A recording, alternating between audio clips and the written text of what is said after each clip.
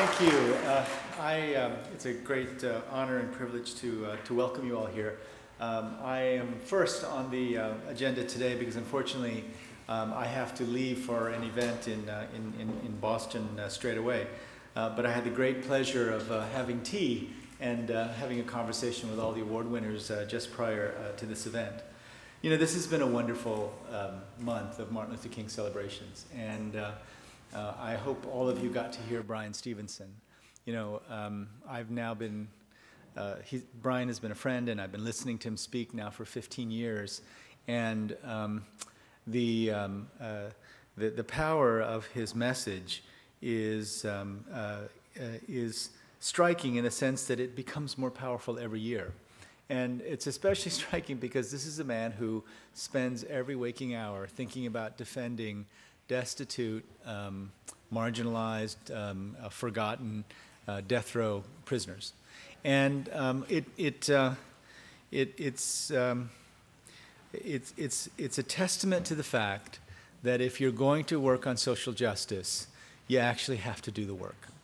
The power of his words are embedded in the daily struggle of defending those death row inmates. And what he said, and I think I've heard it before, but it affected me quite powerfully this time. One of the things he said was, the opposite of poverty is not wealth. The opposite of poverty in America is justice. And so that's pretty striking, and that sets you off to thinking about all kinds of terrible things. He told us that 43.6 million Americans are living in poverty right now. He also told us that 1 out of 3 black men between the ages of 18 and 30 are in jail or on some form of probation. And that because in many states you lose your voting rights if you've been to jail or convicted of a crime, that there are places in the South where the level of voting is lower than it's ever been since Reconstruction. So there are a lot of situations of injustice that are linked to poverty that we still have work to do, in areas in which we still have work to do. Tonight, it's such a privilege, and I had a chance to sit just earlier and talk to our award winners. And Michael Dorsey was telling us about his work in environmental justice, and his reach goes from the Pacific island of Palau to situations today in which the impact of environmental or climate change will disproportionately affect those who are poorest, most marginalized, who don't have a voice. And the fact that, we have an environmental justice initiative here at Dartmouth makes me very, very proud, and very proud to be affiliated with Dartmouth at all. Greg Millett, who I've known for years, and well, actually, we met again when I started on the PACHA, the President's Advisory Council on HIV/AIDS. You know, Greg was telling us that his work on HIV/AIDS started through activism, that he worked with Gay Men's Health Crisis and really took on the problem of HIV/AIDS in the streets.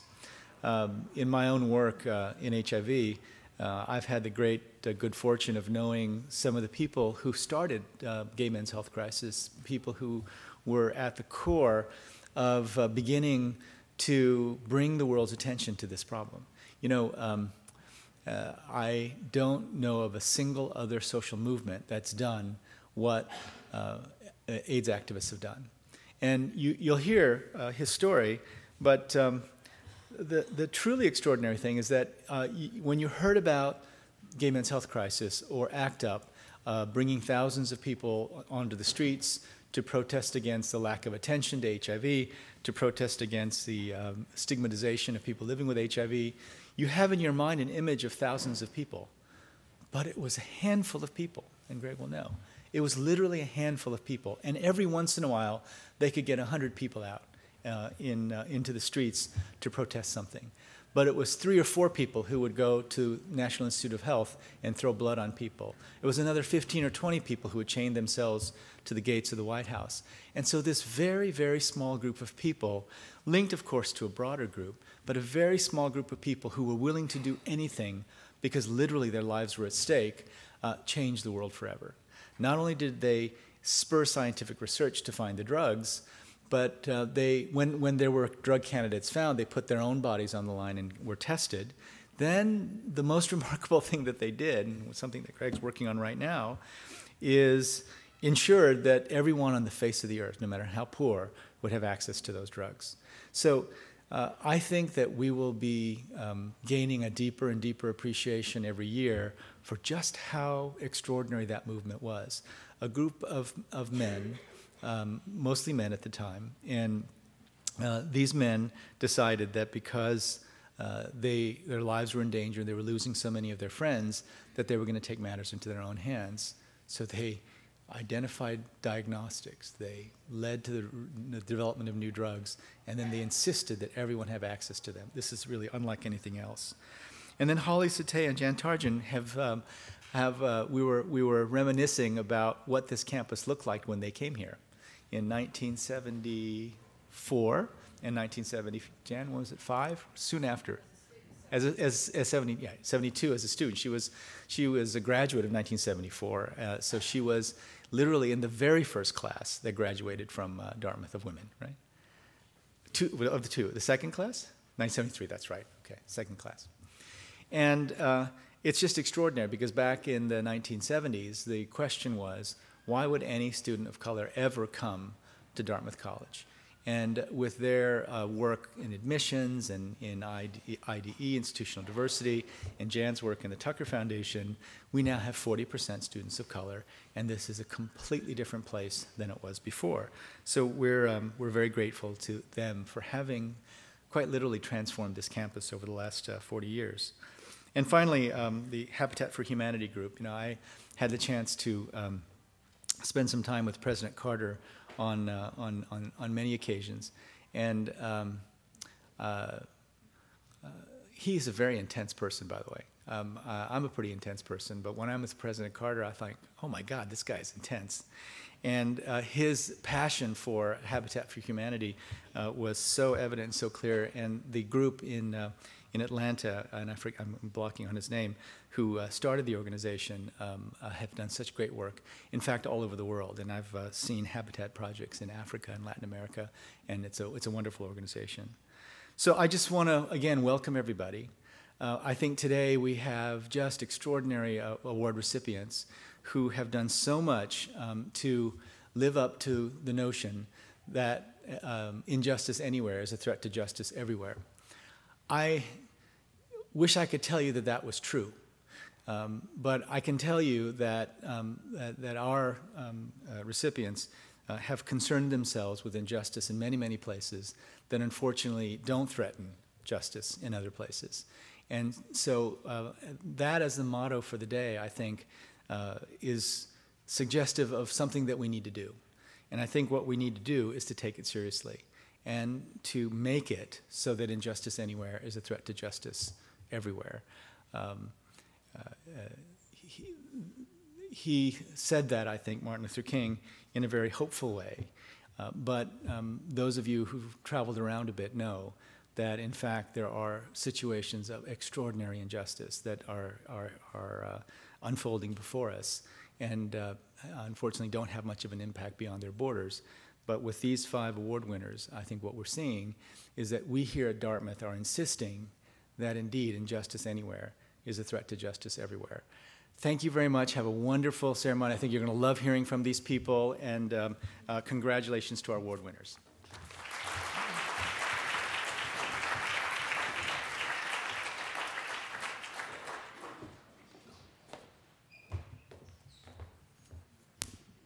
Thank you so much, President Kim. Hello, everyone, and welcome again to the 10th Annual Social Justice Awards. My name is Ariana Olmos, and I'm a senior at Dartmouth College. These past few weeks, I've had the pleasure of working with the Martin Luther King Jr. Celebration Committee, and this evening, I'm honored to be your host. The MLK Celebration Committee, comprised of a diverse membership from a variety of departments at Dartmouth College, founded the Social Justice Awards in 2002. The awards were established to recognize alumni, faculty, staff, and student groups for their commitments to causes of social justice. This year's ceremony is co-sponsored by the MLK Celebration Committee, the Office of Institutional Diversity and Equity, the William Jewett Tucker Foundation, and Dartmouth Medical School. We will begin the ceremony this evening with music by Dartmouth's very own Rockefellers. This all-female a cappella group was founded with the mission to spread messages of social justice through song. This coming December, the Rockefellers will embark on a benefit tour of Nepal to continue to spread their message. Please join me in welcoming the Rockefellers.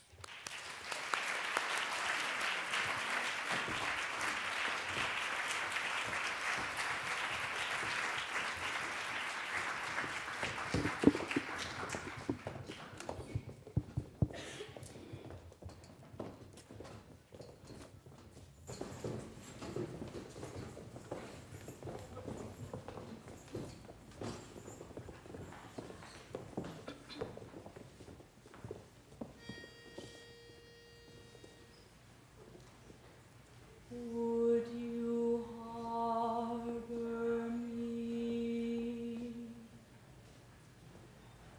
Would I harbor you?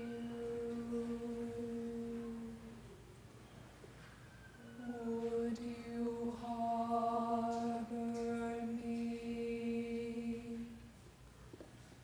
Would I harbor you? Would you harbor a Christian, a Muslim, a Jew, a heretic, convict, or spy?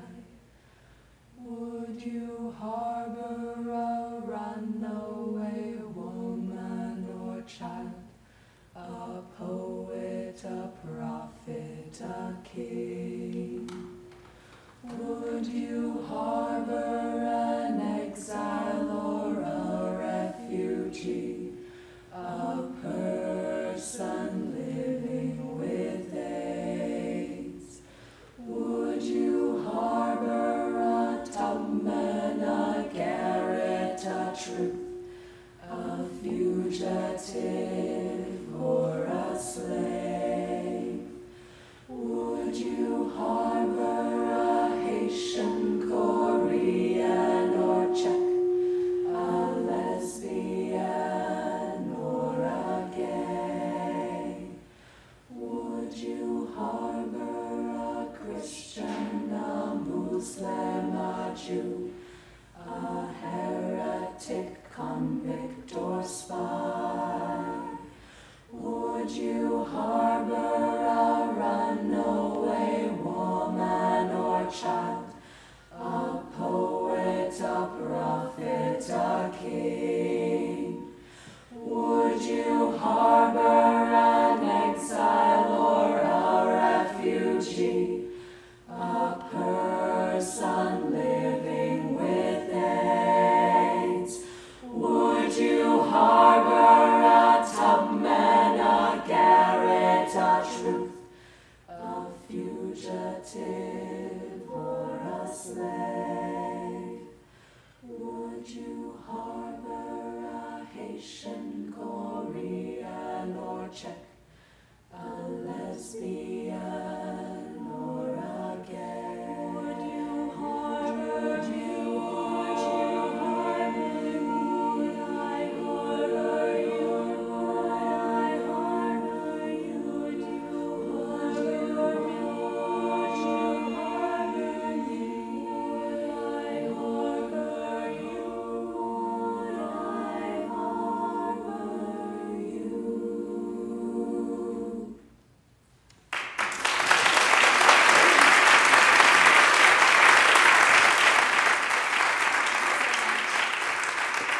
Thank you so much. We are the Dartmouth Rockefellers. That last song was called Harbor Me. It's by Sweet Honey and the Rock.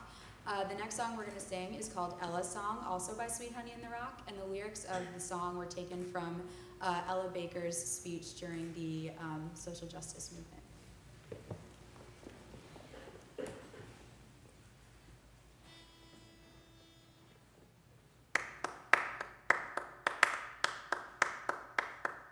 We who believe in freedom cannot rest. We who believe in freedom cannot rest until it comes. We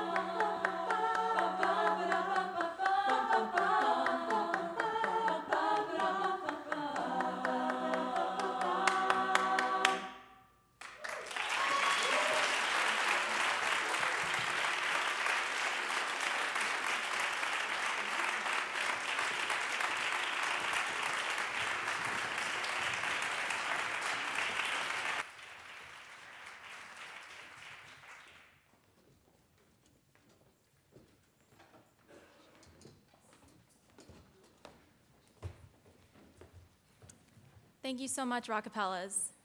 Before the award presentation begins, we'd like to take a moment to recognize the many student groups that were nominated this year.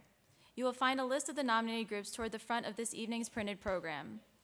As you can see, we've had an overwhelming student response. All of these groups have done highly valuable work for the greater good, and we'd like to take a moment to applaud them.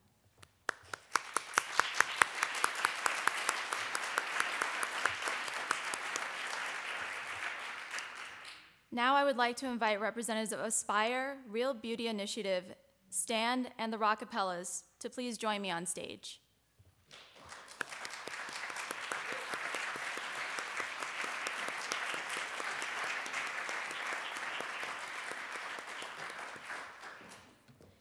In addition to this year's award winner, Habitat for Humanity, which will be recognized later in the program, we'd like to extend special recognition to these 4 groups. I'd like to request that the audience please hold their applause until I've spoken about all of the groups.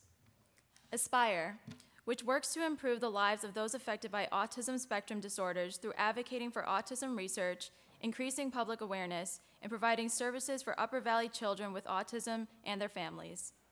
The Real Beauty Initiative, which works to expand Dartmouth's view of what it means to be beautiful, and to support those who feel marginalized by the ways in which ideals of beauty are currently portrayed in our mainstream culture. The Rockefellers, whose repertoire featuring freedom songs and socially conscious music carry messages of social and political awareness wherever they sing and tour. And STAND, a Dartmouth anti-genocide coalition that works to educate students about ongoing atrocities around the world, particularly the conflicts in Sudan, the Democratic Republic of Congo, and Burma, and to empower students with tools to be more effective activists for change.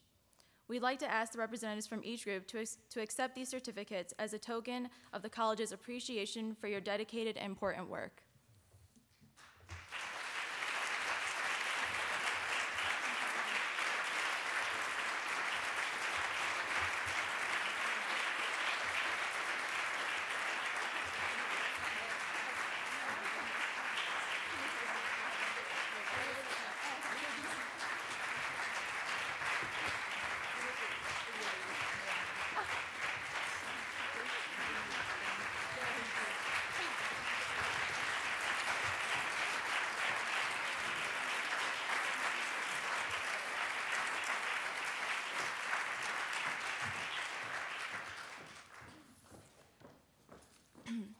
In addition to the alumni, faculty, and staff, students and student groups are a great portion of the Dartmouth community that contributes to the pursuit for social justice. As a student myself, I am constantly in awe of my peers and the amazing and selfless work that they do. It is for this reason that I find the Social Justice Awards to be especially meaningful. As students, we are recognized for our academic pursuits in the classroom, on exams, papers, and projects. But outside of the classroom, we are pursuing and accomplishing equally amazing things. It is truly an honor to be recognized for these pursuits, for it inspires us to want to become the leaders of tomorrow, taking on, as President Kim would say, the world's troubles as our own.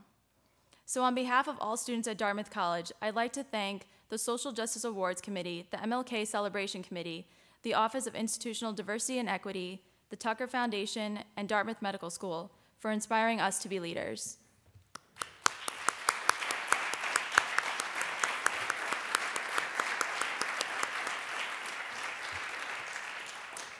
Now I'd like to introduce Evelyn Ellis, the newly appointed Vice President for Institutional Diversity and Equity, who will continue the evening with her remarks.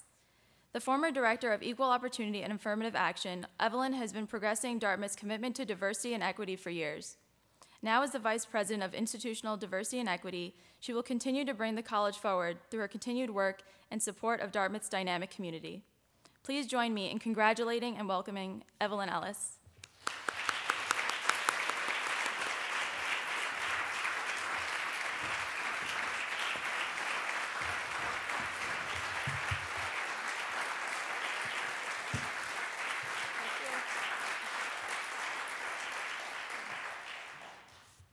Thank you for coming out.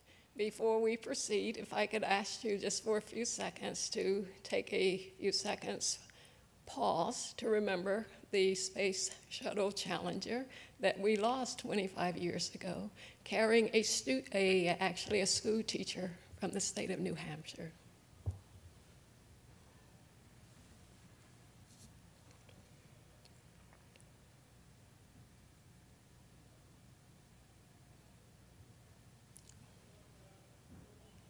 Thank you. First, I want to thank you again for coming out, helping us honor 4 incredible people and an outstanding student organization. Each year, the selection of the Social Justice Award winners presents the wonderful challenge of choosing the honorees. This year's committee has met the challenge. As we hear from the award winners, may we be inspired by their words and encouraged to go out into the world with a renewed commitment to changing those things we deem need changing, supporting that which is good in our society, and taking time to show compassion as we go about our work. My former dissertation advisor, Patrick Terenzini, who was a Dartmouth College alum, class of '64, always reminded me that we stand on the shoulders of giants. As a strong believer in this statement, it brings me much joy to present to you some of those giants, one of whose shoulders I am sure I will continue to stand on for many years to come. Thank you again for coming out, and I know that you will enjoy this special evening. Now we shall proceed with the awards. I will start with the Student Group Award.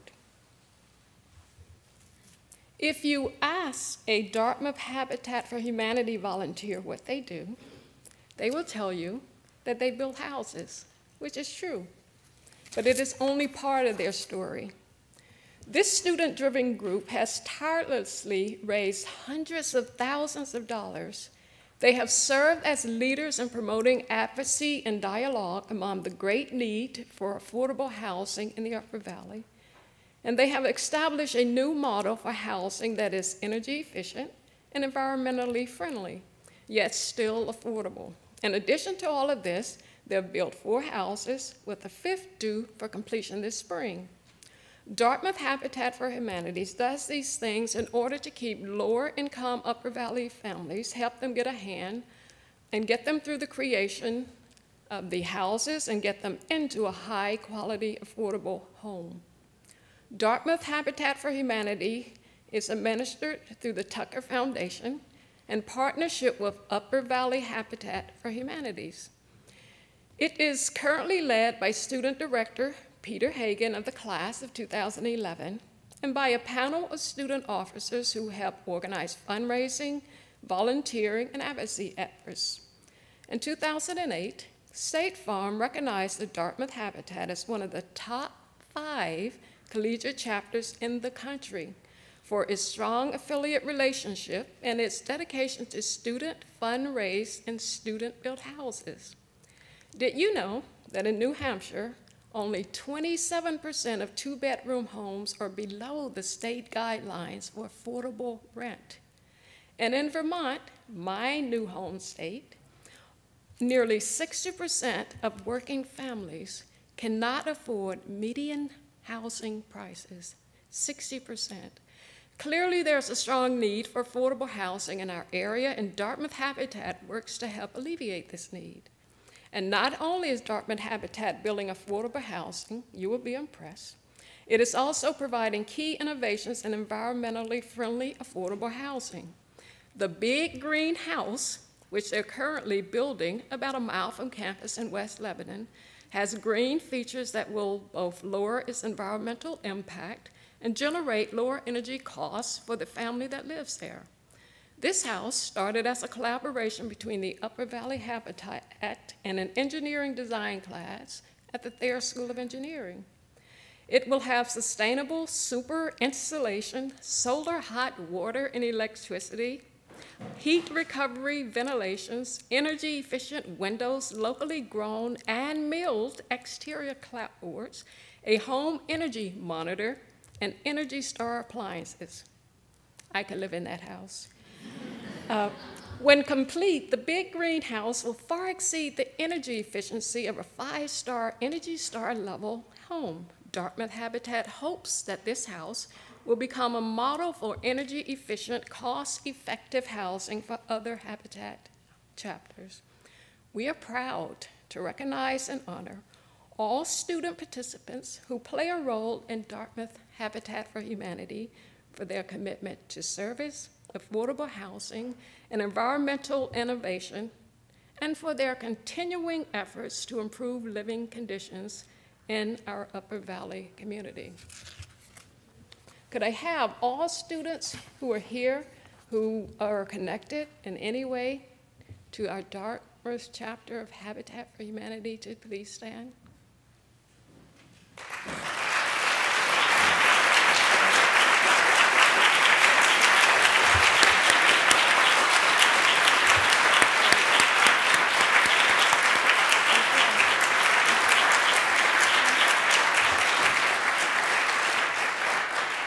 And may I now invite Peter Hagan, class of 2011, to the stage.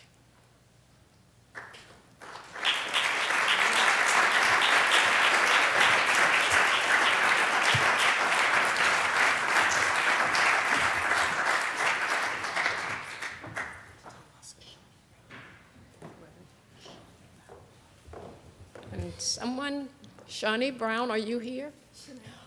You're here.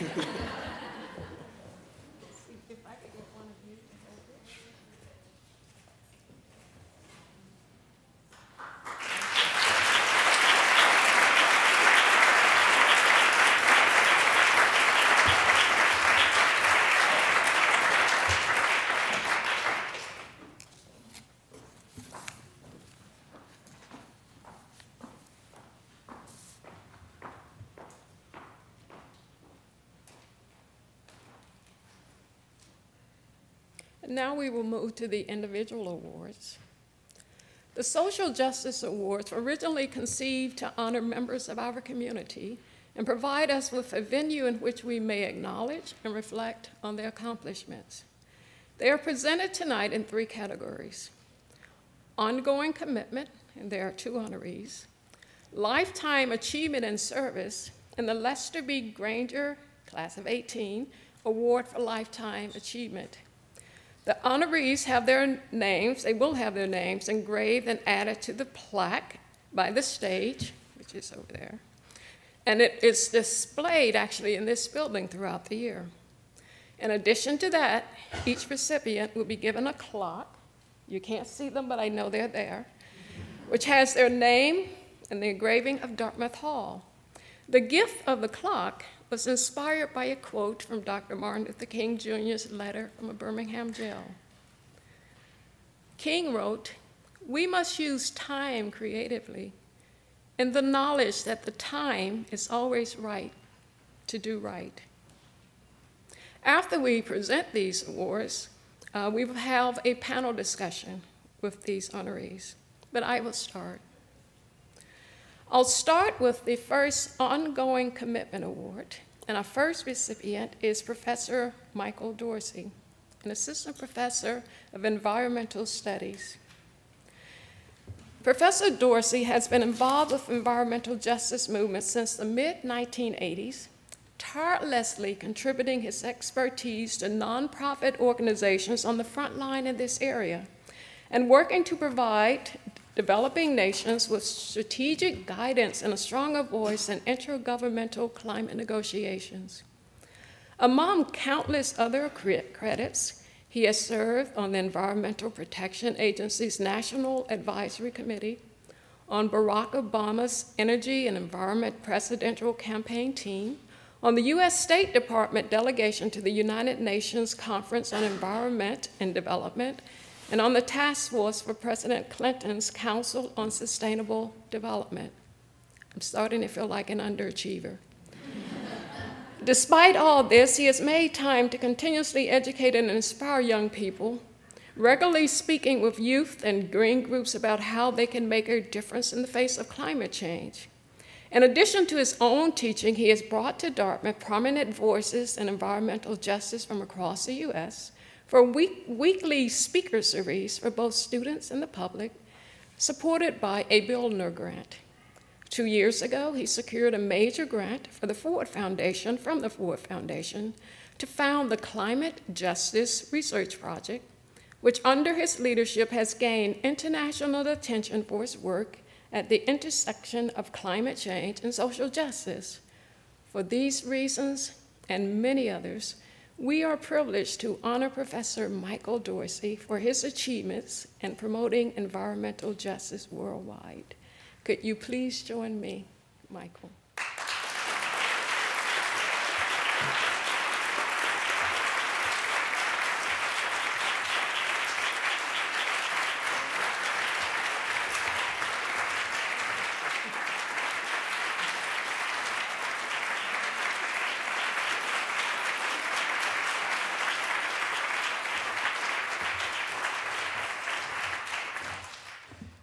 You know, I don't have many prepared remarks. I'll have some thoughts on the questions during the discussion. They tell me that the most powerful people have the shortest introductions. Witness, welcome the President of the United States, and so forth and so on, or welcome Madonna, or welcome Lady Gaga. I really want to thank my stepmom who's here with me, and my father who couldn't attend, but I know who's here in spirit. After a little surgery he had last week. It's really the inspiration of my family and also my close colleagues that also sitting down front working with me on the Climate Justice Research Project, and other colleagues that really make this work possible and animate and inspire me to do what I do. And I recognize fully that I could do nothing without them and in the infinity of ways that they continue to support me. And I'm looking forward to having the discussion with all of you as we go forward in the evening. Thank you.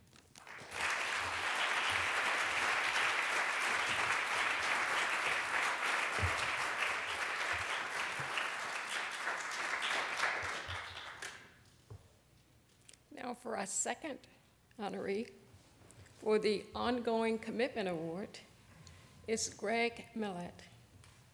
Greg is a senior policy advisor for the White House's Office of National AIDS Policy and a senior scientist with the Centers for Disease Control and Prevention's Division of HIV/AIDS Prevention.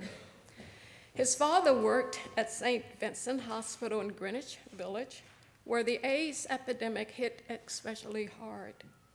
Upon graduating, Greg watched Black men whom he admired deeply. Men like Craig Harris, Donald Woods, Essex Hemphill pass away because of the virus. These tragedies influenced him deeply, leading him to become involved with ACT UP and to volunteer leading workshops for the gay men's health crisis, teaching Black and Latino men about HIV prevention. From this beginning, he moved on to earn a Master of Public Health degree and to work with the HIV/AIDS Bureau for the Health Resources Services Administration as a lecturer on lesbian and gay health at Duke and Bowman Gray Medical Schools, and as a senior behavior scientist in HIV/AIDS prevention at the Center for Disease Control, before taking on his current responsibilities with the CDC and the White House. Greg's research at the Center for Disease Control has dealt primarily with HIV/AIDS in the Latino and Black gay communities, the implications for intervention research, and ways to incorporate research so that these communities experience better intervention and care, as well as a reduction in associated stigma. His work has been published in numerous peer-reviewed journals, including the Journal of the American Medical Association, AIDS, and the American Journal of Public Health. At the White House, Greg is helping to lead the Obama administration's effort to develop our country's first national HIV/AIDS strategy. In recognition of the significant work he has done for the HIV/AIDS prevention in the United States and globally, Dartmouth is deeply honored to present Greg with the Social Justice Award for Ongoing Commitment. Please welcome Greg to the stage.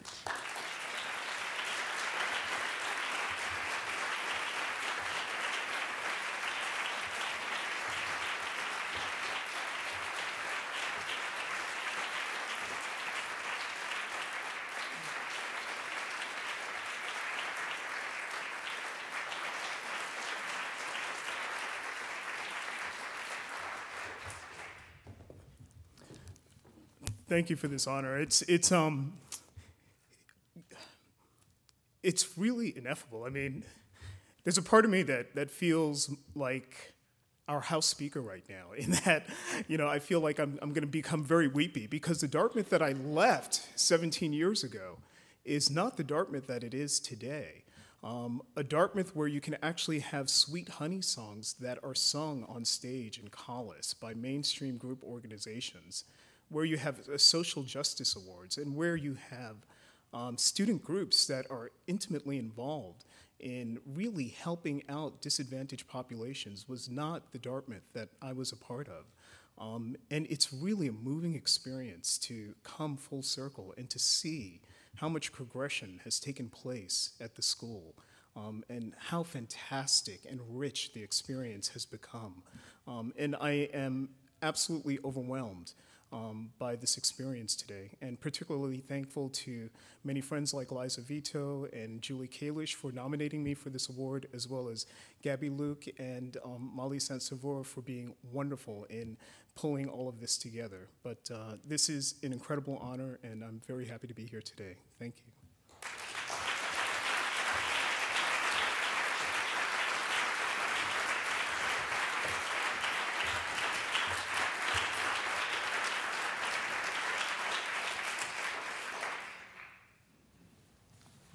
Now I would like to introduce the Lester B. Granger Class of 18 Award for Lifetime Achievement. The Granger Award was originated by the William Jewett Tucker Foundation in 2002 and was made a part of the Social Justice Award ceremony for the first time in 2005. It is named in honor of Lester B. Granger, class of 1918, and each year is given to individuals whose commitment to public service has been exemplary, as exemplary as Granger's own. You can read more about him in our program. Now, I have the opportunity to present to you this year's award winner. It is Jan-Roberta Tarjan. I could talk all day. People wrote more about Jan than you can shake a stick at, but I will limit myself. Jan retired from Dartmouth after working here for 35 years. She's a member of the class of 1974 and came to Dartmouth as a transfer student during the college's first year of co-education.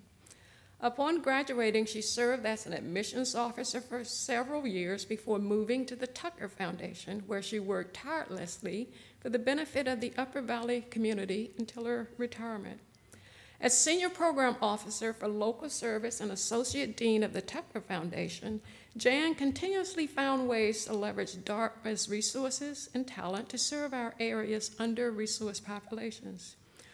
Through involving them in this work, she engaged Dartmouth students in transformative experiences and equipped them to become community leaders after leaving campus.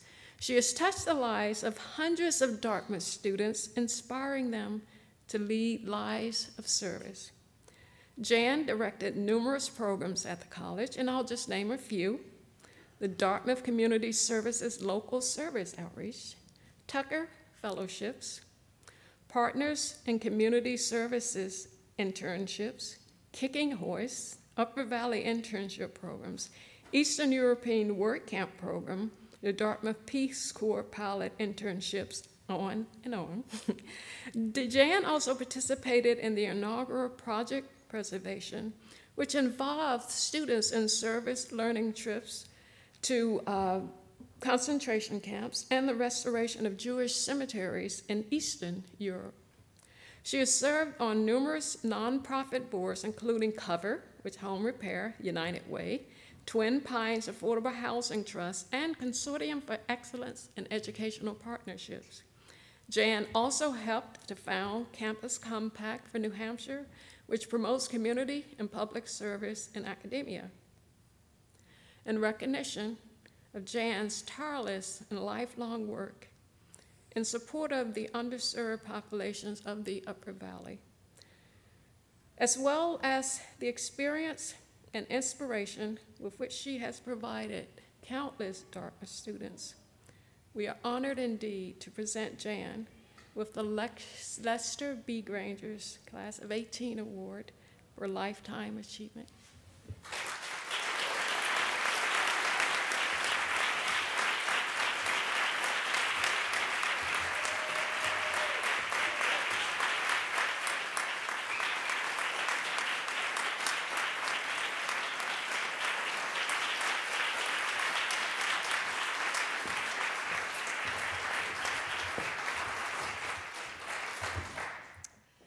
Hi, everybody. It's nice to see so many friendly faces out there. Well, if you're given an award for a lifetime of achievement, you tend to look far back. So I would like to thank actually my mother, who had a very hard life, but in the midst of it all did manage to teach her children the importance of the civil rights movement while it was going on, a lesson that stayed with me well into the time I came at Dartmouth. But I also would like to thank my husband, Raymond, who has himself toiled for a long time in the Upper Valley and surrounding communities, providing affordable housing for low-income and otherwise disenfranchised families. We have been in this work together, and I know that he's been doing the hard slogging where some of what I was doing might have seemed slightly rarefied in comparison. So thank you. And I want to say thank you to my neighbors and the daycare people who helped me raise two awesome kids. I worked a lot of hours here, and those people, believe it or not, even though you don't know them, were really, really committed to having me be able to do what I love to do.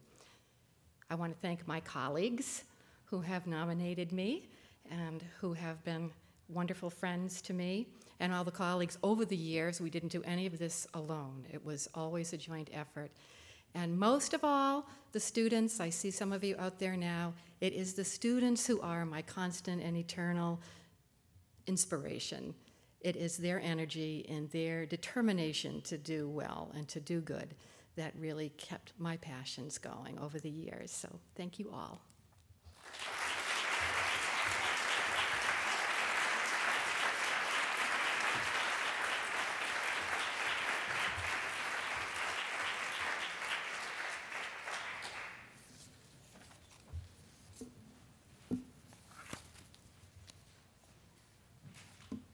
Now we move to the Lifetime Achievement and Service Award. This year's recipient is Holly Fell Sateia, Dartmouth MALS Class of 82. Just like Jan, Holly Sateia, retired Vice President for Institutional Diversity and Equity, began working at Dartmouth 35 years ago in admissions. She has, throughout her career, proven to be a constant and intensely committed advocate for social justice and equal rights, for diversity and inclusivity on campus as well as in the national and international arenas. In each of her positions at Dartmouth, as Senior Associate Director of Admissions, Dean of Student Life and Director of the College Center, as Senior Associate Dean of the College, and as Vice President for Institutional Diversity and Equity, Holly has been instrumental in setting and achieving significant diversity goals. As then President James Wright said when she accepted the latter position, she has demonstrated an unrelenting commitment to making Dartmouth an inclusive place for students, faculty, and staff. Holly's work at Dartmouth is well summarized in the printed program, and I would encourage you to read the sections on her and on the other honorees as well. Because we have such a large number of nominations for Holly, and each one had wonderful things to say, I will select just a few. The first one. I've known Holly for more than 15 years and am amazed at the energy she has, always accepting speaking opportunities with student groups, assisting younger professionals, and being there for those who have significant experience in higher education, but need another perspective. She is tireless, committed, compassionate, and sincere in all she does. This is written by Mary Connolly, Director of Student Development at the University of Massachusetts in Lowell. Remarks from Melinda Stroll, Director of Student Activities at Boston University included. Fell Sateia is one of those rare individuals who not only talks the talk, but walks the walk. She makes you want to act, to initiate change, and celebrate the differences in others. She has made a huge impact on my life, both professionally and personally. She's consistently there for students and colleagues as a support system and cheerleader, a coach and a role model, and as someone who questions the process and forces us to act, fight injustices. I truly believe she's one of the most influential women in our profession. From Sylvia Spears, acting dean of the college, Holly is one of the most incredible advocates for diversity and social justice I've ever met in my life. Her impact as an educator extends far beyond Dartmouth College. She's nationally recognized for her efforts in diversity and frequently called upon to help other institutions develop strategies for meeting the needs of their diverse student populations. Holly has been a fierce advocate for students, faculty, and staff of color, as well as women and members of the LGBT communities. She gives voice to critical issues that face people from historically underrepresented and marginalized groups, and has the skills to implement necessary changes in policies and procedures. Holly represents the true essence of what it means to be an ally. Her advocacy for issues of diversity spans her entire professional career. Although she never seeks acknowledgement for her significant contributions to Dartmouth, she has certainly earned the college's Lifetime Achievement Award for Social Justice. The last one comes from Evelyn. I am wearing today a pen that I thought was so appropriate. You can't see it from your distance, but maybe you can, so I'll describe it.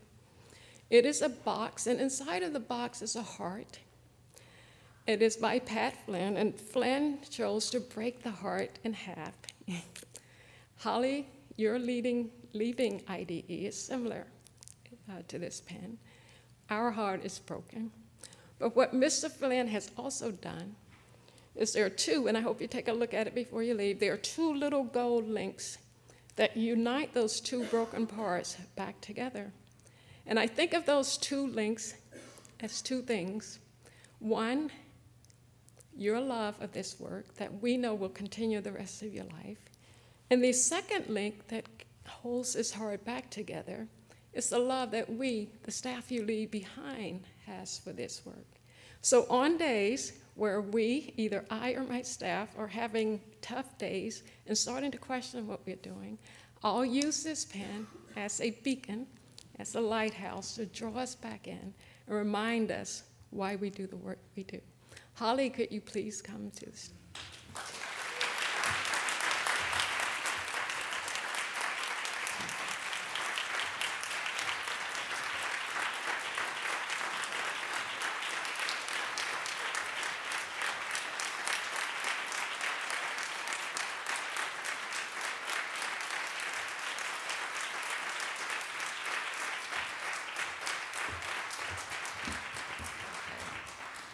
Okay, so she gets me crying, and now I'm supposed to thank everybody. But I do want to thank Evelyn, and I want to thank everyone who wrote on my behalf. This award is actually one that doesn't just recognize my work. I think all of you know it really does recognize the work of so many people in this room. And if I had to go down a list and thank everybody individually, given my tenure here, it would be similar to, reading the names at commencement, and we might be here a while, so I can't do that, but I did want to single out a couple people. You're not always given the chance to thank your partner in a public setting for all the support that they've done. And so honestly, I do want to thank Michael, because everyone, see, I am the Speaker of the House. You know me, it's okay. But everyone knows that this work does not move on a straight trajectory. It doesn't. If you're involved in diversity and social justice work on a college campus, it just doesn't go straight. There are many times when we would take 10 steps forward and then 8 back, or we would do great work and then there would be some incident that would totally undo everything that we did. And in those moments, I have to admit that my private face did not always match my public face. And it was my husband's support that really got me through those times and convinced me to hang on to my optimism. And so I want to thank Michael.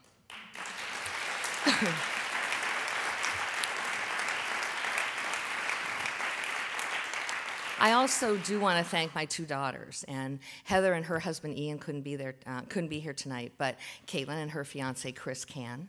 And so I did want to thank them because I'm so proud of the young women that they've become. You know, both of them have sought out opportunities to mentor younger people. They both have used their voices when there are people that are targeted or people who have been mistreated, and I'm just so proud of them. They also showed tremendous patience for a mother who always wanted to talk to them about their privilege. So when Heather went away to college, about 3 weeks into it, she called us up and she said, "You know, Mom, people don't talk about privilege at the dining room table like we do." And I'd go figure, I don't know. But anyway, so I do want to thank you all for that. And then I do want to thank the senior leadership. I've worked with 4 presidents. I've worked with numerous provosts. I've worked with vice presidents and deans and directors. And one of the things I learned early on is that you cannot make any progress at all if you don't have the support from the senior leadership. So I do want to thank those who gave us the room to apply our expertise to the task, who gave us the room to take initiative, to take risks, and hung in there with us. So I do want to thank them for that. I also want to thank all of the colleagues, because all of these initiatives that I'm talking about, all of the programs that we've done over all the years, they happen because of so many people in this room, and you know who you are. But it's the people who rolled up their sleeves and didn't just work with me, but created initiatives on their own, everything to advance the goal of diversity and inclusion. And so I really do want to thank them.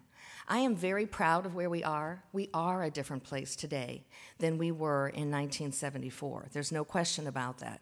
But we do have a lot of challenges to face currently and in the future. And I have great hope that we will meet those challenges in the future. And finally, I want to give a shout out to Gabrielle and to Molly St. Savor for the work that you did on this program, for Christy Crabb, for the work that she did, not only for the Social Justice Awards, but for the entire 2 weeks that we've had programs celebrating the life and legacy of Martin Luther King. And you've just done a great job, and so I do want to thank you for that. And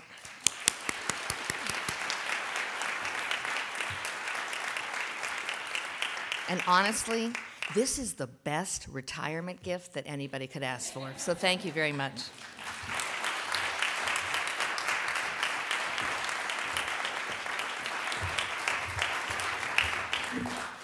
Now we will move to a panel discussion, so I will move. If you give me just a second.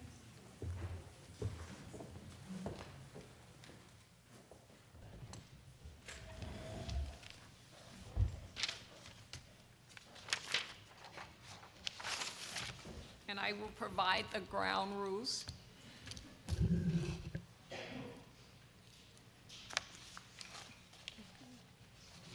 Okay, each panelist on the stage will have about 5 minutes to talk, and they will answer 4 questions in 5 minutes. And the questions are... I can do that. Yes, Holly can do that. I presented with Holly, she can. First question, what have you most wanted to change through your life's work? Second question, did your passion for social justice have roots in your Dartmouth experience? 3, what one lesson have you learned about social change that you would like to share with younger people and with me? And finally, how do you sustain the passion that you bring to your work? Once they have talked for about 5 minutes each, then I will open up the floor for questions. All right, shall we start? Yep, we can start with you on the end. Okay. Can you all hear me? Good. Yeah, I think for me, you know, when I think about what really motivates my work on social change, it's really 3 things. One, a desire and a commitment to try to inspire not just my students, but colleagues and friends and family and everyone that I come into contact with about how possible and necessary social change is, and how social change is really a prerequisite, not just for humanity, but for our being human. And at the same time, I like to remind people that really massive change is really, really possible. You know, we can think back to when there was this thing called the Soviet Union, which we thought would never go away, the bear in the backyard. And now, for many incoming first-year students, the Soviet Union is up there with the student union, if they know anything about it at all. You know, some surveys say that they don't. They don't know about this thing. And that, for me, is an example of how huge social change can unfold in a very, very short period of time. And in addition to thinking about the necessity for change, the possibility for social change, I like to remind people that working on social change is really something that uplifts you, it animates you in a psychosocial and spiritual way. And it is the basis, I think, for love and humanity and humanness in our relationships. And that is the sort of the spirit that animates me. When I think to my experience at Dartmouth, it has certainly been one that has shaped me in recent years. The roots of my work predate my arrival here at Dartmouth. And it's that longer arc of time that's sort of set in sort of deep foundation of sort of the ideas that I have about social change.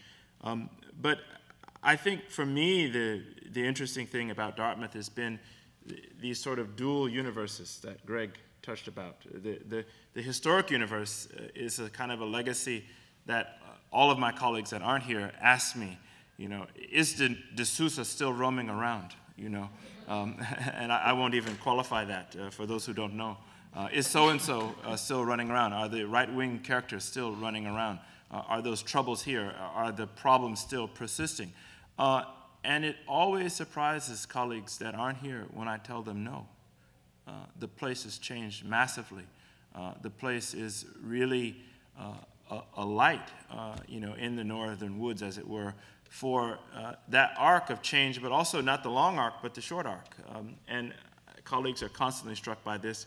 But the thing about Dartmouth that has helped me is that duality, that troubled history, and how it animates the current work of many of my fellow awardees and many of you in the audience. And I think it's not forgetting that troubled history and keeping it in the context of the current moment and the current sort of really visionary work that's going on that many of you are engaged on. And that's really what's, you know, grounded me.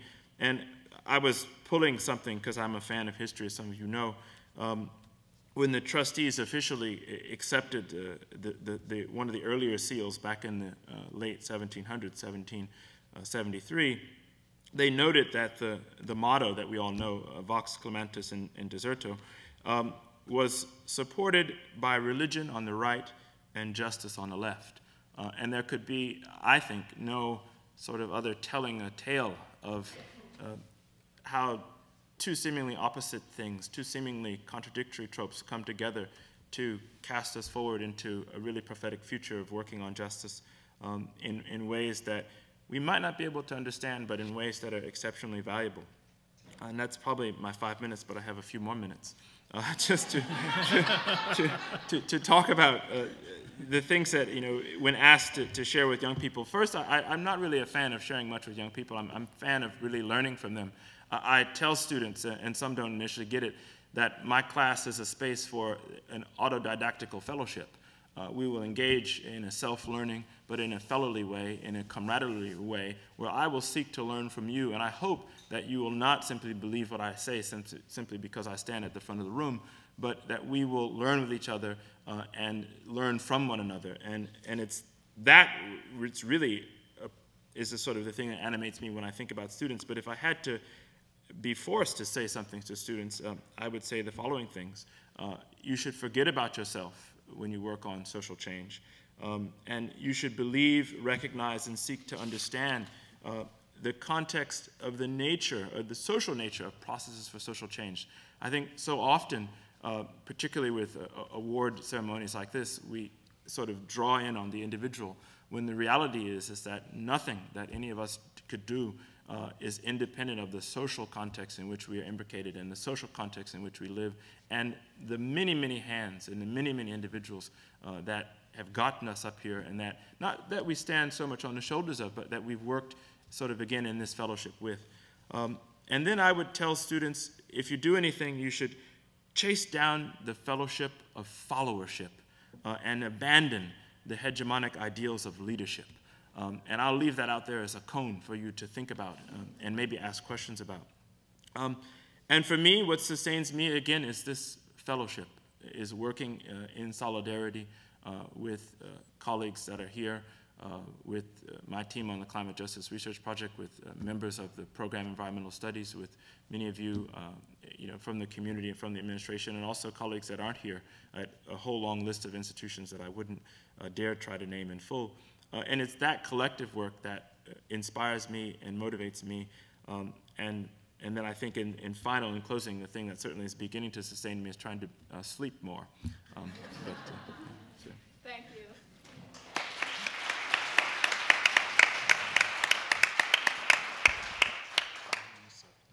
And Greg, the floor is yours. Sure, I'm going to go ahead and address each one of the 4 points. In terms of what have you most wanted to change through your life's work, there are over 1.1 million Americans who are living with HIV in the United States. And over the past 30 years of the epidemic, and this is coming up this year, 30 years of the epidemic, as much of things has changed, many things have unfortunately remained the same. And a lot of the shock value that was associated with HIV from the early 80s has really disappeared. You hear very little in the media about HIV or AIDS, and when you do hear about it, you hear about what's taking place internationally. Where granted the epidemic is bad, but we also have a bad epidemic here in the United States, where there are some localities where people are infected at rates that are just as high as what you might find in sub-Saharan Africa. But somehow that's disappeared from the national consciousness. And I made a decision very early on in my career that I wanted to focus on the domestic epidemic. And I wanted to focus on the domestic epidemic to honor the many friends that I had who died. I remember graduating from Dartmouth in 1990, and by then, each successive time that I'd go back home to New York City between 1986 and 1990, there'd be 1 or 2 or 3 other people who were part of my social network who were no longer there. And I remember that by the time that I was 20, that I'd lost at least 15 people that I knew very well, very close friends that I knew very well. And around the same time, my father, he was in his mid-40s, came home, he was very upset. I asked him what's going on. He found out that a friend of his had just died, one of his contemporaries from Panama. He's from another country. And he was really upset, and this whole issue of mortality really became very clear to him in his mid-40s. And I just had to look at him and I said, Dad, I ordinarily would have sympathy for you, but I'm in my early 20s and I have 15 people that I know of who died, and there are more people who are dying. And we have a whole generation that we're losing to this epidemic. And in many ways, it's being ignored. So what I think I've wanted to do in my life's work, and it's really kind of odd to think of it that way because it hasn't been a linear trajectory by any means. I was here, and it's wonderful to see Dr. King here in the audience and others, other professors who were here. I was a sociology major and a history major, and I thought I was going to get my PhD in history. And I ended up, because of the epidemic, doing work that's radically different, but certainly equally fulfilling. And what I wanted to do with my work is really to help shine a light on the domestic HIV epidemic again, and to say that HIV/AIDS is not over in the United States, that there's still quite a bit of work that we have to do to stem the tide of the epidemic in specific populations. And it really has been an honor, both working at CDC as well as with the president and his staff at the White House, to pull together a national HIV/AIDS strategy, the first national HIV/AIDS strategy for the United States, where we are intent on actually making significant changes towards ending the HIV/AIDS epidemic domestically. It's certainly the culmination of everything that I've ever thought that I've wanted to do. And certainly something that I realize is only possible because of the many individuals at various points in my life who have been able to open particular doors for me to do that type of work. Sitting here even with Holly, who was my admissions officer here at Dartmouth. which is absolutely incredible to me. She remembered my name, remembered my name in my school. And, but people like Holly, there are people like Peter Kilmarks, who was an awardee last year at CDC and was my boss at CDC, an epidemiologist and one of my mentors in some of the work that I've done. There are people like Jen Cates, who's Dartmouth 1989, who has done incredible work in terms of HIV/AIDS policy work, and was certainly my entree to working at the White House. An innocuous email came to CDC one day and said, hey, would you consider working at the White House? And that was really what had happened and how everything had changed for me. So I'm very clear that a lot of the successes that I've had along the way, from some of the publications, from the work that I'm doing at the White House, from some of the work at CDC and other places, are firmly rooted in many other people who have helped open doors for me. And I am eternally grateful for those doors being open. In terms of my passion for social justice having roots at Dartmouth, part of the reason why I was so emotional on stage is because this is the first time in 13 years that I've been back at Dartmouth. The last time that I was here was to celebrate the 25th anniversary of coeducation at the school. And there was a really small cadre of us at the time when I was here who had a progressive inkling, who really believed in social justice. So I'm honestly overwhelmed to see a social justice awards, to see students who are involved in volunteer opportunities for disadvantaged populations. It's very different than my experience. My experience at Dartmouth was spending a lot of time trying to get the college to divest from South Africa and other issues that were really big at the time. And I had to turn to Dr. Kim today when we were having high tea in his office, and I said, gee, the last time I was here, we were protesting. The last time I was here, we took over Parkhurst. So it was really fascinating just to see how things come back around in a really different fashion with a president who's committed to these issues at this college, and really makes me proud to be a Dartmouth alum, and also makes me proud and feel like I own, finally, a part of the Dartmouth experience, which quite honestly, I didn't feel when I left in 1990, and I certainly feel now, and it's something that's incredibly rewarding and rich for me, and I'm very thankful for it.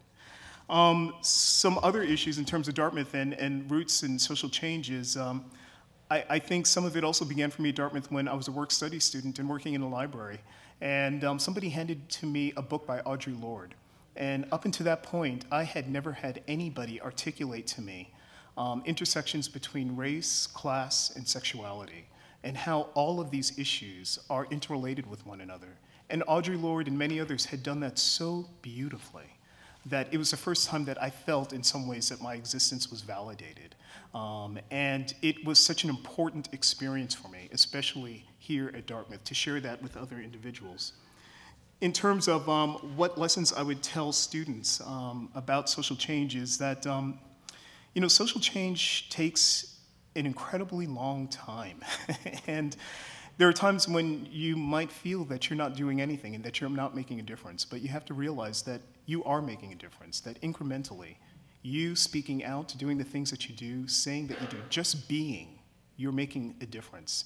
And you're making a difference in people's lives that you may never know, such as Holly, who accepted me to this campus, or when I came here for the Dartmouth experience back in 1986 when they were recruiting African-American students, and being on this very stage and watching an African-American student then say, I'm black, I'm gay, and I'm proud.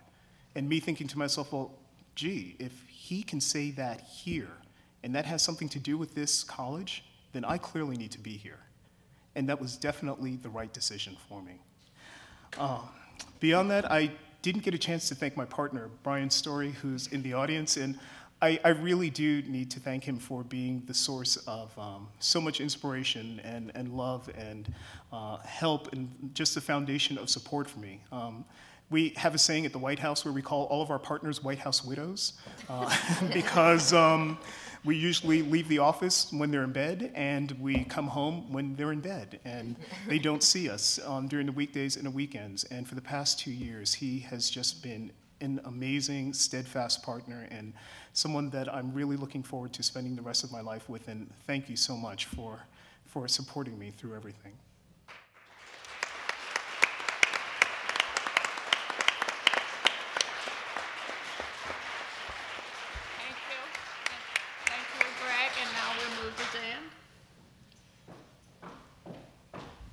things really, can you hear me?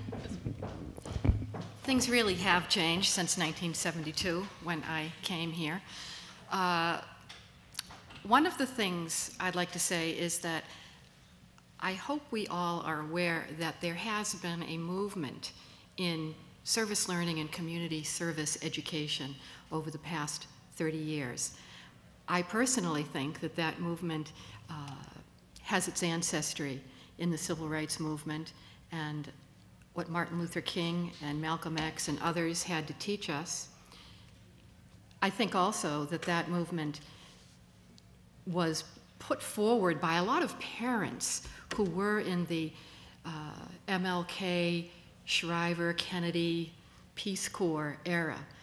And those of us who protested in high school and who thought, will it be different for our kids? And wittingly or not, I think we created a couple of generations of kids who were looking for their own ways of making a difference in the world, even though they were struggling with whether that should be activist or political, whether it should be individual or whether it should be by a mass movement. Something well over 80% of college students today do volunteer at some point in their college education. Most of the students who come to us today are coming having volunteered in high school. And volunteering is sort of a pale word for this. Volunteering now is not like my mother's volunteering or my grandmother's volunteering.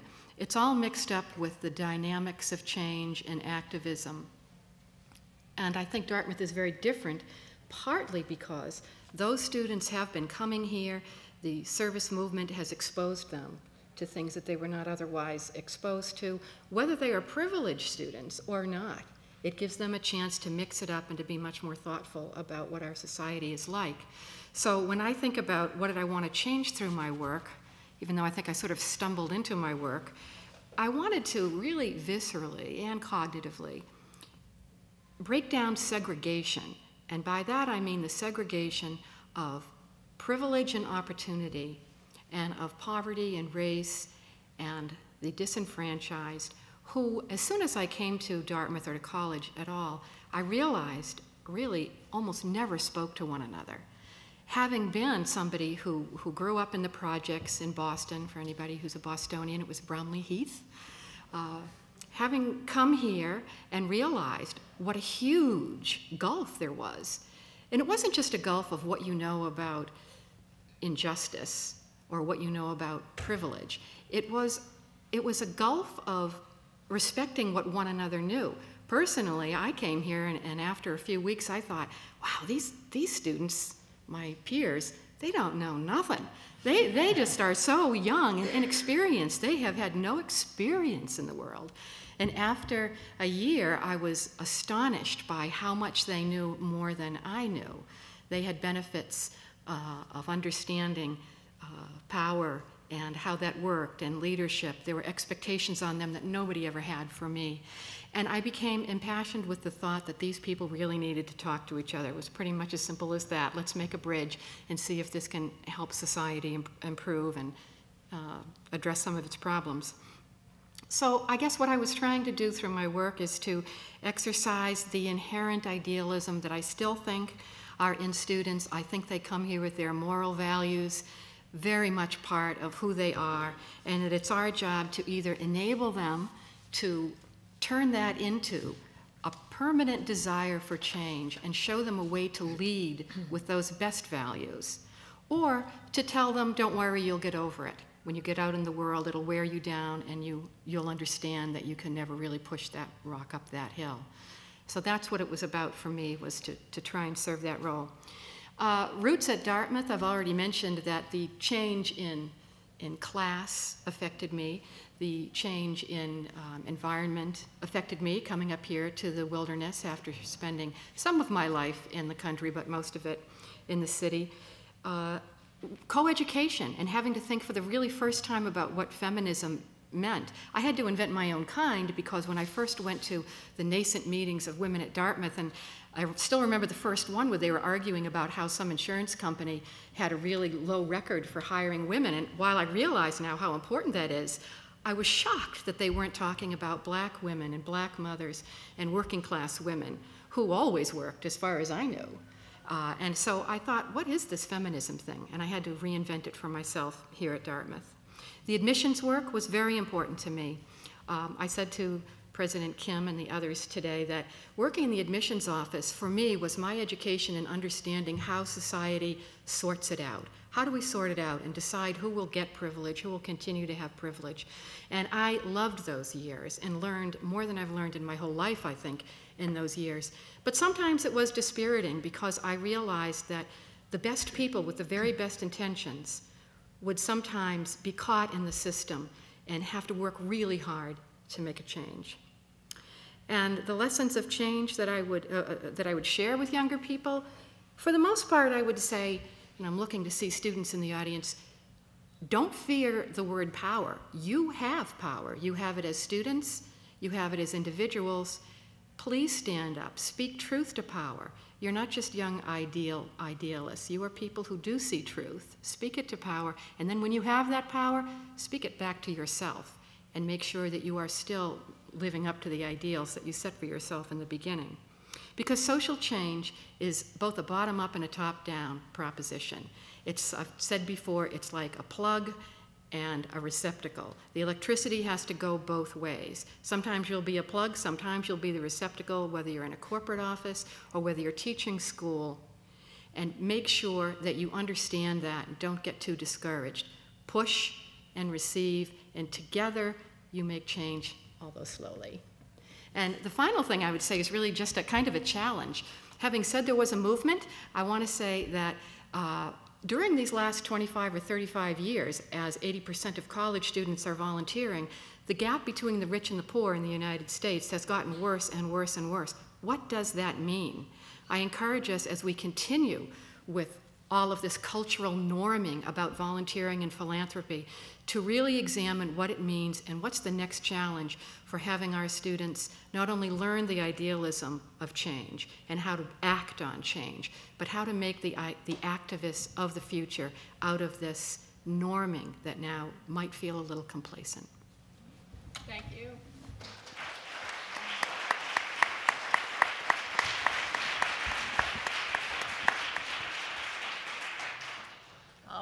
Okay, so when I think about what I most wanted to change, I have to say that it was, in the beginning, it has evolved over time. In the beginning, it is what Jan was referencing, which is to change the face of Dartmouth, to make the Dartmouth education more accessible to people who had not been included in years previously and had not been invited. So when I first worked for the admissions office, that's what I was working on. But then it became clear to me as I listened to student stories once they were here, that in fact there was much more work that needed to be done. There were students who didn't reach their academic potential. There were students who were really troubled by the scene here. And so when I became the Dean of Student Life, that became my focus. And I was really lucky because at the time it was Ed Shanahan was the Dean of the college, and he allowed me to focus on diversity and on leadership. Those were the two pieces that I was able to do during that time. And I think finally the way I look at it is that, and this is what I was saying to President Kim, the first time that I met Jim Kim in Boston, he talked about why he came here to be president. And one of the reasons he came here was that he knew that his reach from where he was sitting was going to be finite. He wasn't going to be able to create as much change in the world as he wanted to. And he thought that by being president of Dartmouth, that every spring he would be sending off this army to do good work. Well, to be quite frank, honest, that's how I feel about my work, is that I was working with these individual students and groups of students, and then sending them out to do the good work. And whether it's about environmental justice, the environment, or whether it's about HIV/AIDS, or whether it's about working in higher education or in other schools, they did that good work, and they did it infused with social justice principles. And I guess that's one of the things that I was really focused on. When I think about my passion for social justice, I have to say that it does predate Dartmouth, and my sister Carol's here, and I think she would agree. It was really through our mother.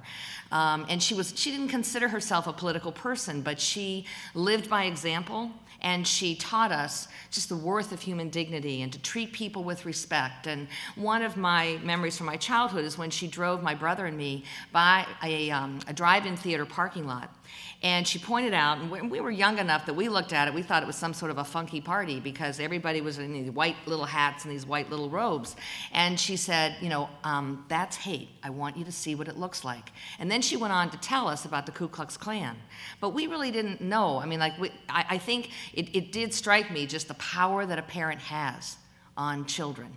And so I think my roots really started with my mother. When I think about the lessons for social change, the lessons that I would pass along, I guess there's two that others haven't mentioned. I'll just mention. One is that you can't do it by yourself. Don't do it alone. Bernice Reagan of Sweet Honey in the Rock, she's written some very powerful essays about coalition building and the differences between coalitions and home. And they're powerful essays. You really ought to read them.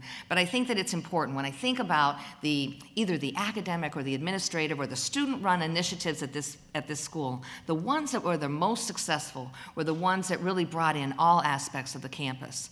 And so I think that that's something to think about. At the same time, I also want to tell people that you don't need an army. And this is something I've come to learn. I mean, I used to think, oh, we need like 100 people to support this, and then we're going to go with it.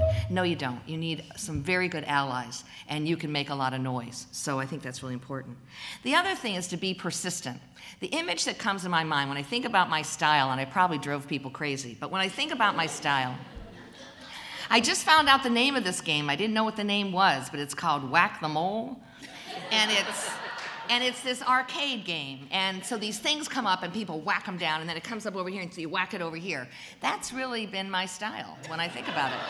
You know, it's like, okay, if this idea isn't gonna fly, well then I'll repackage it and I'll get it over here, and then I'd get it over here. And that's what I did throughout my career, is always trying to, you've gotta have something in your back pocket, and you've gotta figure out another way to get something through, because it's not always gonna be smooth sailing. So I would say be persistent. That's really an important quality.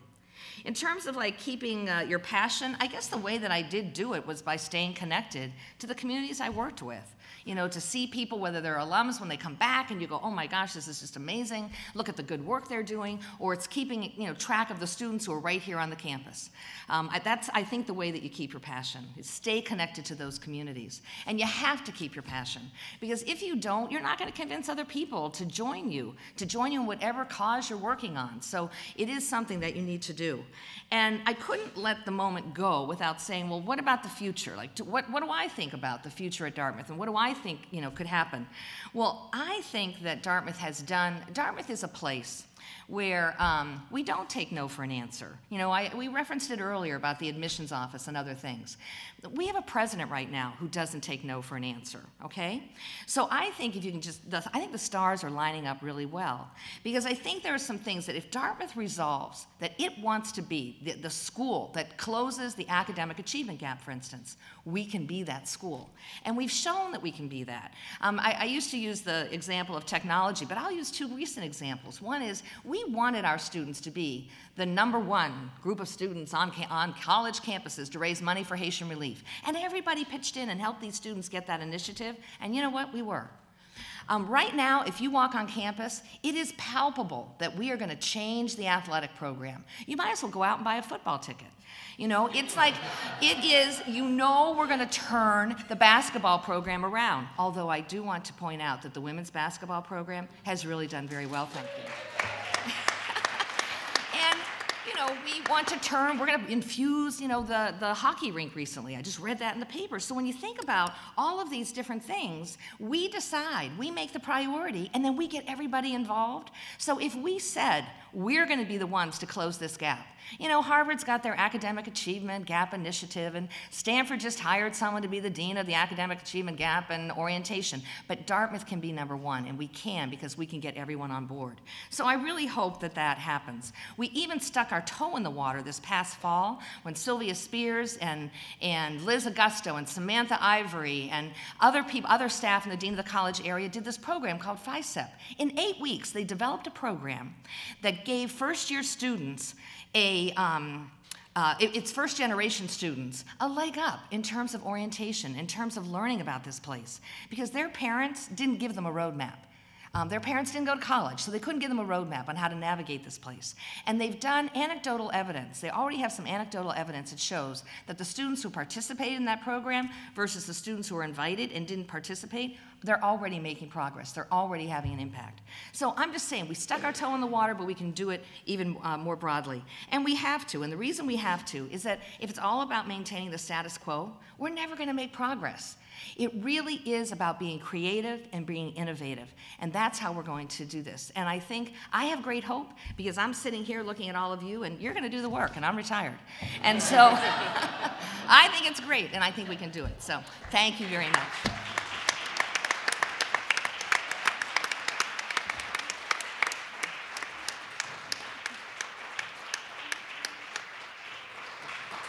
And hearing that, how do you think my last 2.5 years have been? This question is for Jan and Greg, whoever I guess wants to answer it. I noticed there was an interesting difference in your responses. Greg, you mentioned it's been 13 years since you've been back to Dartmouth, so I'm guessing the changes came as rather sudden, the changes that you saw in terms of an emphasis on social justice here. Whereas Jan, you just recently retired, and I was wondering, you happened to be here for those changes through those 13 years, and prior to that, I was wondering if you could touch on maybe what you saw as the biggest factors at Dartmouth for emphasizing the role that social justice needs to play, whether that had to do with the expansion of Tucker or new student groups coming in. Just wondering if you could touch on that, and Greg, also, if you had any thoughts on that. Well, I think the answer to that looks different depending on what part of campus you live and do your work in. So I wouldn't want to say that the admissions office and the Tucker Foundation did it all. Certainly that's not true. But I didn't mention how important it was to me in all of these years at the Tucker Foundation, for example, to come to more deeply understand religious diversity, understand what that has to do with the way people think about their moral and social development and their social responsibility. And I didn't mention what it was like to have to push on some of those ideas for social change really hard and send students to very difficult places in the world and have them come back and tell a tough story. I really think that there really have been thousands and thousands of Tucker Foundation students during the period of time that I've been here that have gone all over the world as well as all over the Upper Valley. And they have brought those stories back. That's how you change culture. So I think that matters. And certainly what the admissions office has done in higher education has done in bringing, very conscientiously bringing people from different places, different backgrounds, whether it is religion or whether it is race, and certainly income difference, into the community, so they can say, well, that's not the way my story feels. I think that we're just basically changing the culture of the institution. And it takes everybody, and it takes efforts from all across the campus. If I had to point to specific events, I believe in specific events a little less than I believe in that wholesale slow change.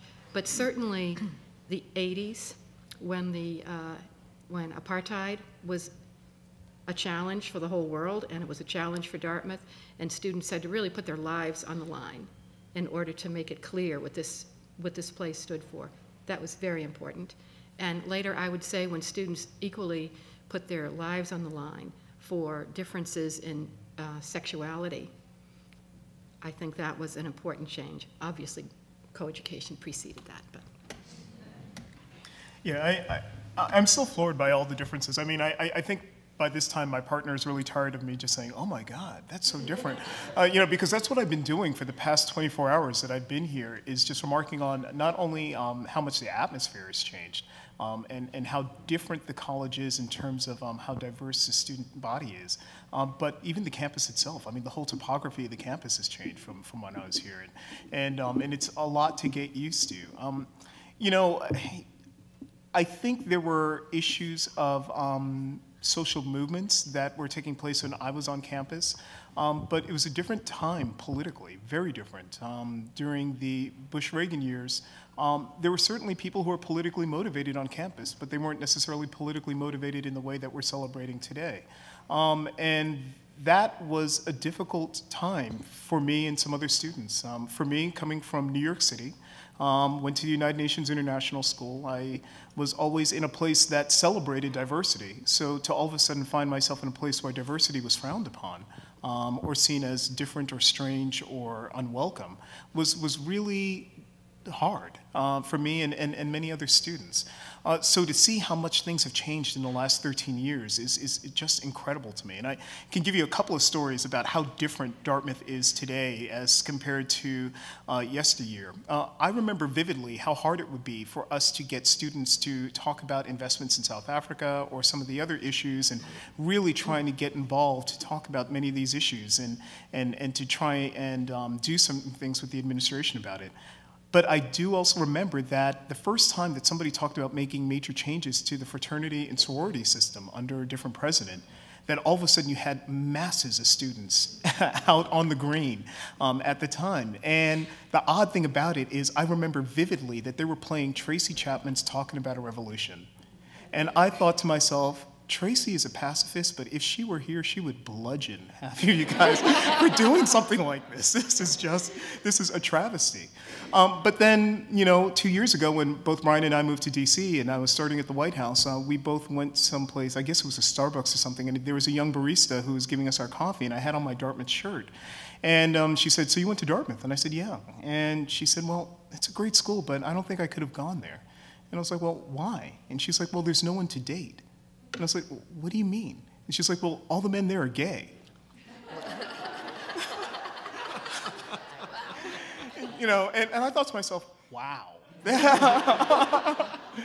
Dartmouth has definitely changed in the last 20 years. That wasn't my experience there. But it's been nice to see that. I think a lot of the shift, notwithstanding the efforts that has taken place in terms of recruiting students here and really the focus on diversity, which I think has just been incredible. But to also keep students here once they're recruited and to provide safe spaces and networks for us when we were here, I thought was absolutely critical. And I think that the Dartmouth staff did a wonderful job both then and now in doing that. But a lot of the change as well is just generational. It was a different generation altogether 20 years ago as to what we're seeing today. And I'm very encouraged to see how Dartmouth is really stepping into the future and in many ways leading change in places that other campuses are not. It's absolutely encouraging to be here right now. I just want to say one thing that we both come from, Jan and I come from the administration, and so we're talking about, when I think about changes, I think some of the structures that we put in place have really created change. So it is like the Office of Institutional Diversity Equity. It is the Office of Pluralism and Leadership. But I also think you can't overlook what's happened with the curriculum and with the faculty who are here. I mean, you've got Michael Dorsey, who's teaching his environmental justice class. You have Deborah King, who's been teaching a long time. With these issues, and I think that that's important too, to recognize that the curriculum has changed too to reflect some of this, and that's informed some of the student work. And I have to say something else too. When I thank colleagues, I meant as colleagues, not simply the people who have worked with me in the Tucker Foundation or elsewhere at Dartmouth College. I meant the community partners who are people who lead agencies for social justice and for social care out in the Upper Valley community, several of whom are here tonight. Thank you. And what I wanted to say about that is that these community partners aren't receiving a gift that we're giving them. They made themselves available to be part of our educational work and helping to educate people that they recognized as being more than just those snooty college students on the Hill, but potentially exciting young people who would have an influence. And they invested with this institution. They weren't paid to do that, and they put in all of their time voluntarily. And there are dozens of them who have also spent decades of their lives mentoring Dartmouth students and showing them how to be concerned for the community. In having done that, which is a product really of this community service movement, reaching out into the local community, there is, I hope, a much better understanding of what the community in Dartmouth owe to one another and how they do need to work together to make changes in the Upper Valley itself. And so that is very different from the way it was when I first came to Dartmouth.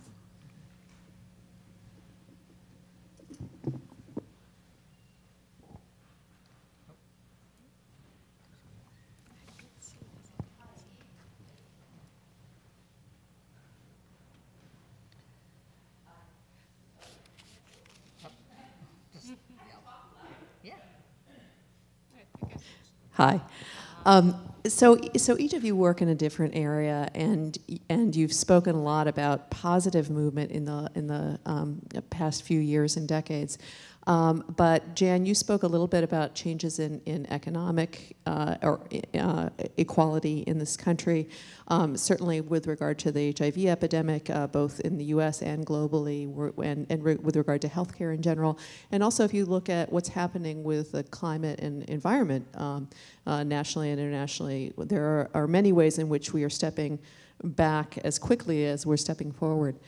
And I'm reminded of a colleague of Michael's, Dana Meadows, who passed away 9 years ago this month, I believe. And Dana did a lot of work on systems change, and in particular on finding the leverage points. And I'm wondering if you have any advice to give to us about where some of those leverage points may be, in particular for Dartmouth College. Where should Dartmouth, as an institution, be focusing its energy to really take advantage of these leverage points in the system and trying to make social change in this country, in this world right now? Yeah, I think we have a tremendous amount of opportunity given just the vast resources that we have at Dartmouth.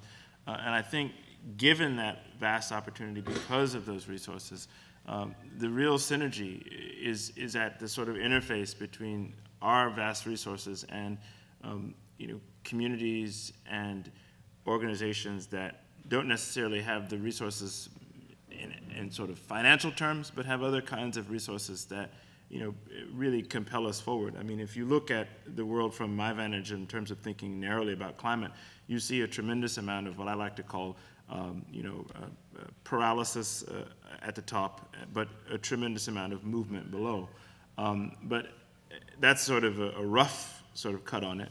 But while you might have that rough picture, you've got governments that are working at the highest levels at the top, that are working very strategically with very micro-level organizations on the ground. And I think that sensibility of bringing what you might think of as elite skills in a kind of a fellowship, in partnership with skills that aren't necessarily titled elite, but are elite and sophisticated in particular ways. I mean, that's really the space, the sort of the leverage point that I think that we can tap here as an institution on the Hill, as it were.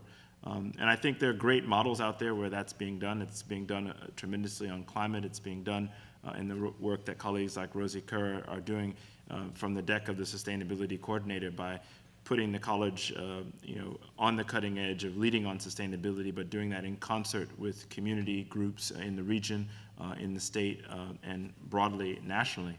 And so I think that's where, as a college, we have a role, sort of the sweet spot, as it were, to be a catalyst in putting our resources together strategically with others that don't necessarily have that access. I believe we have time for one more question, Christy.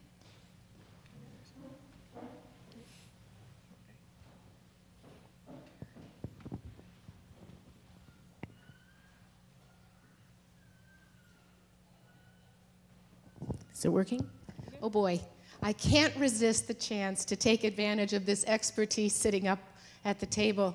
Dartmouth is looking at its 250th year, and we're trying to get everybody to think about what we've been, but using that to really look at what we can be. And I'm just listening to all of you and thinking, boy, 35 years ago isn't very long, really, or 17 years. And when you think of what it was, you can actually see that. Let's use your expertise to think about, what if we invited you back here in 10 or 20 more years? What would you if you could just give us a couple big goals, what would you like to say when you came back in another 20 years you had really seen happen here? Because that can help us as we go forward thinking about how we're setting our institution forward. And I think you've started to touch on it, but I thought maybe one more inspirational push for us from each of you would be really wonderful. From where I sit, and I did actually throw out one idea, Carol, that I know you've heard me say before, but it is closing that academic achievement gap, or to put it another way, it's to ensure that every student here, that we work so hard to bring here, really meets or reaches their academic goals, that they really are successful, and that in the spring, when they walk off the platform, as seniors, that they are walking off the platform feeling that they have thrived here, feeling that they've really succeeded because of the resources here and not just survived in spite of things that happen here. So for me, that's one thing that I would like to see happen. And the other thing along with that, because there's so many pieces to it, I'm reminded of Regina Benjamin, who's our Surgeon General, and she said that she didn't even think about being a physician. It wasn't even on her radar screen. She never thought she could be a physician. And then one day she had an appointment and it was a black woman physician. And she went, oh my gosh, I can do this. Now she's our Surgeon General. I would like to see us increase the diversity in our faculty and staff. And I think that in doing that, you know, we have, and we need to look at our recruitment, but at the same time, we need to look at our retention. I mean, thanks to Carol and her colleagues, we are doing very well in terms of women faculty members, especially in arts and sciences, as you know. But we need to work really at diversifying for other communities, diversifying our faculty and staff. So I would like to see it line up a little bit better with our 40% students of color. Our faculty right now are around 15 to 19%, and our staff are much lower than that. It's probably going to be around 7% in the next affirmative action plan. So that's what I would like to see. 10 years from now, I would like to see our community look a little bit more like each other, and I would like to really see our students better reach their academic goals, and that should be for every student across the board. Well, supporting that,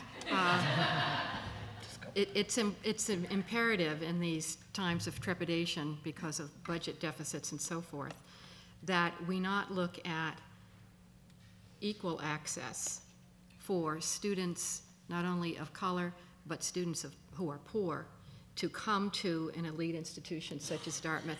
We have built that over many, many years. If we lose that, we're going to be just another prep school.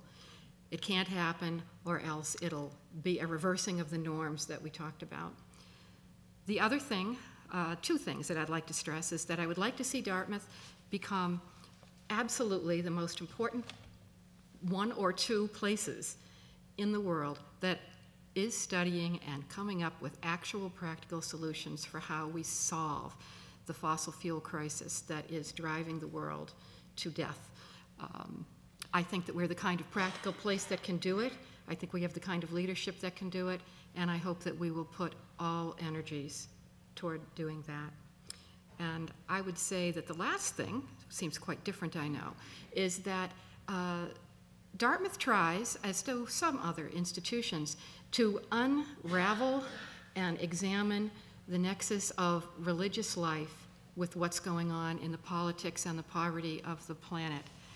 It is really important that diversity include an embrace of religious diversity and a very intense understanding of how those differences can coincide and become strengths when people work together. The world is fracturing. It's important for the leaders of the world who are educated here to understand better how to bring that together. I'd like to echo some of the comments that were made in terms of, additional diversity in terms of the faculty. I can't tell you how much influence people like Dr. King, as well as Bill Small and others, had on me and many other students while I was here. In the absence of a large black community here in New Hampshire, to have faculty members who were in many ways a touchstone for you, both culturally and many other ways, was just fantastic and something that was just invaluable for me. And I certainly hope that we're able to increase the diversity of faculty. Another thing that I hope that we'd be able to do too is that I found that during my Dartmouth years that there was a big separation between the students here and the surrounding communities. And one of the things that was incredibly valuable for me was the friendships that I had with people who were not Dartmouth students, but who were from the surrounding communities. And I remember how atypical that was, that I spent a lot of time off campus with friends who were not a part of the Dartmouth community.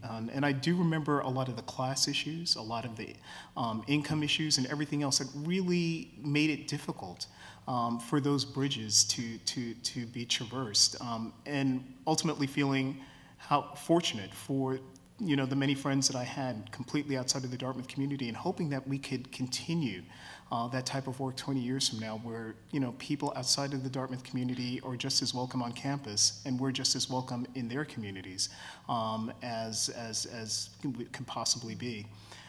The third thing that I think would be important as well would be, and of course this is where I'm starting to forget it, my partner calls this my senior moments. The third thing that I think would be important is and I think it's happening now, some of the older alums like myself, really, I own it, I am owning it. There were some experiences here that made it really difficult sometimes to come back to campus and to really invest in the Dartmouth experience and to really own having a piece of Dartmouth.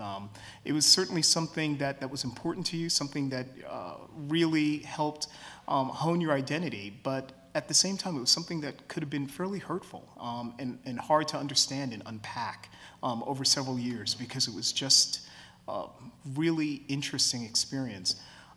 What I'm seeing now, and I'm hoping for future alums, particularly alums who are somewhat different than what the Dartmouth of yesteryear was, is that you really won't have that type of cognitive dissonance as to whether or not you belong to Dartmouth or not, that people who graduate are able to come back the following year and feel just as much as if they own the campus as when they were here on campus. And that's something that I certainly hope that will continue and continue at increasing rates over the next 20 and 30 years and beyond. Yeah, I think for me, I would certainly second the need to build and grow diversity across different trajectories. But if I were to cast myself out, forward 20 years or more, I think what would be, just spellbinding and amazing would be to say that Dartmouth had a role in kicking open the ideas around diversity and deepening our understanding about what diversity means in the workplace in very sophisticated ways. I think it would be foolish for us to sort of cast out 20 years and just say, well, oh, they got the numbers right, without being able to say that that was a place that made us understand that diversity across a variety of trajectories, race, class, sexual orientation, religion, is not just needed to build a functioning community, but is absolutely fundamental in ways that we probably don't yet even have the words and the language for, And as an environmentalist, I spend a great deal of my time pointing fingers at firms that are, derelict vis-a-vis lots of environmental issues. But, firms in certain ways, and, and I think of the Army in other ways, they've gotten diversity in a way that, institutions of higher education not quite have gotten it, in understanding if you don't have diversity, you can't work abroad. You can't work in certain communities. You just can't. And so, I think that sophisticated conversation is a space where I would like to say, 20 years forward, that Dartmouth led on deepening a kind of institutional understanding of diversity, at minimally within the Ivy League and ideally across higher education. And secondly, if there was something I would point to rather selfishly in terms of environment, I think we miss an opportunity here, not just because of the green moniker and the big green moniker, but to really push on a bigger conversation about the environment in what I like to think of as a kind of Montreal to Boston eco-social corridor. And it's really a transnational corridor, not a binational one. It's one not defined by Canada and US, but defined by First Nations that share the border and First Nations that are on either side, not necessarily sharing the border. And I think that that is something that we really have a lot of work to do, and that is something that Dartmouth, if any institution in this region is positioned to do, it is positioned being equidistant from Boston and Montreal in shaping that conversation. You know. So. I guess I should respond as the person following in Holly's footsteps, that we will try very hard not to disappoint you.